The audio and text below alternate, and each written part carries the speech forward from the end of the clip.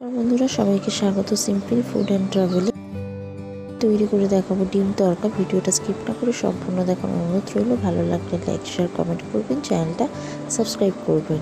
চলুন ভিডিওটা শুরু করা যাক। এখানে তড়কার ডালটা সারা রাত ভিজিয়ে রেখেছি। ভিজিয়ে রাখার পরে এবার তড়কার ডালটা অনেকটাই বড় হয়েছে। এবার এটা প্রেসারে দিয়ে দেব।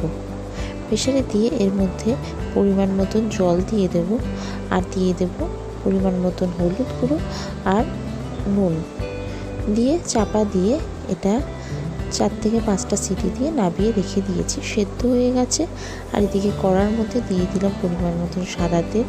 তেলটা গরম হয়ে গেলে এর মধ্যে একটা বড় সাইজের পেঁয়াজ কুচি দিয়ে দিলাম। তার মধ্যে সামান্য নুন দিয়ে পেঁয়াজটাকে হালকা লাল লাল করে ভেজে নেব। আপনারা যারা চ্যানেলে নতুন ভিডিও দেখছেন অবশ্যই চ্যানেলটি সাবস্ক্রাইব করে দেবেন। পেঁয়াজটাকে ভালো করে একটু লাল লাল করে ভেজে নিতে হবে।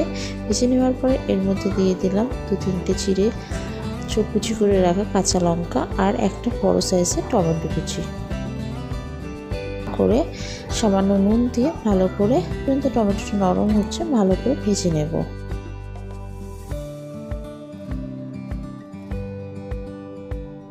আদা গ্রেট করে রেখেছিলাম, সামান্য আদা দিয়ে দিলাম। আদা আর রসুন দিয়ে ভালো করে মশলাটাকে কষিয়ে নেব। মশলাটা অনেকটাই টমেটোটা নরম হয়ে গেছে, আদা রসুনের কাঁচা গন্ধটাও চলে গেছে, ভালো করে ভেজে নিয়েছি। এবার এর মধ্যে দিয়ে দেব গুঁড়ো মশলাগুলো।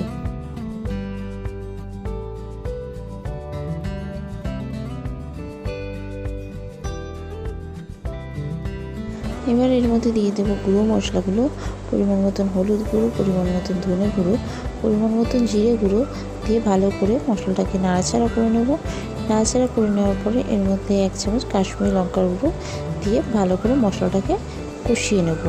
যতক্ষণ পর্যন্ত মশলা থেকে তেল ছাড়ছে ততক্ষণ ভালো করে মশলাটাকে কষিয়ে নিতে হবে। আপনারা যারা চ্যানেলটি সাবস্ক্রাইব করেছে তাদেরকে অসংখ্য ধন্যবাদ। মশলা থেকে তেল ছেড়ে দিয়েছে। এবার এর মধ্যে একটা ডিম দিয়ে দিলাম। ডিমের মধ্যে সামান্য নুন দিয়ে ডিমটাকে ভালো করে ভেজে নেব। ডিমটা ভুজিয়া তৈরি হয়ে গেছে। এবার পেঁয়াজের সাথে মিশিয়ে নিয়েছি। এবার এর মধ্যে সেদ্ধ করে রাখা তড়কার ডালটা দিয়ে দিলাম। দিয়ে ভালো করে মিশিয়ে নেব মশলার সাথে। ভালো করে 2 থেকে 3 মিনিট মশলার সাথে মেশানো হয়ে গেছে। এবার এর মধ্যে পরিমাণ মতন জল দিয়ে দেব। আপনারাও খুব কম সময়ে এইভাবে ডিম তড়কা তৈরি করতে পারেন, যেটা খেতে খুবই ভালো লাগে রুটি পরোটার সাথে। পরিমাণ মতন জল দিয়ে ভালো করে 2 থেকে 3 মিনিট ফুটতে দেব। একটু গায়ে গায়ে হয়ে গেলে নামিয়ে রেখে দেব।